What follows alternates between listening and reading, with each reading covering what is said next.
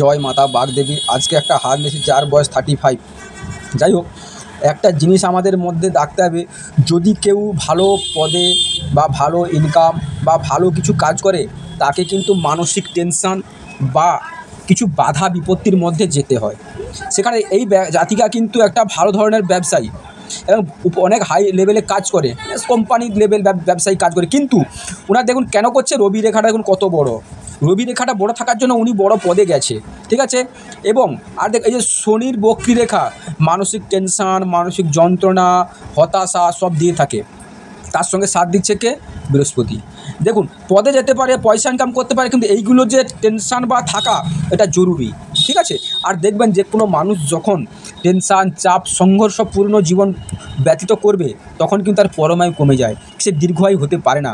একটা সুস্থ মানুষ ঠান্ডা মাথায় থাকলে যতটা উনি পরমায়ু দীর্ঘজীবী হয়, কিন্তু যখন টেনশান বা চিন্তার মধ্যে থাকবে বা সবসময় রোগ ভুগবে, যখনই চিন্তা টেনশান হয় তখনই রোগের মধ্যে মেডিসিন খেলে দেখবেন পরমায়ুটা কিন্তু আমাদের কমে যায়। তার প্রমাণ দেখুন, এখানটা দেখুন, এইখানে গিয়ে জাতিকা আটকে যাবে, 60-এর মানে 55-র পরে গিয়ে অসুস্থতার যোগ আসবে, আর সেখান থেকে উনি চলে যাবে। তার দেখুন, আর একটা দেখুন, উনি কিন্তু ঠান্ডা মাথার মানুষ, যে কোনো চিন্তাধারা ঠান্ডা মাথায় ডিসিশন নিয়ে থাকে, এবং কিন্তু দাম্পত্য জীবন সুখের নয়, এটা মনে রাখতে। দাম্পত্য জীবন উনি সুখী হতে পারবেন না, যদি এতই চাপ বাইরে থাকে, তাহলে দাম্পত্য সময় দিতে পারবে না, আর সময় দিতে না পারার জন্য সেখানে একটা প্রবলেম চলে আসে।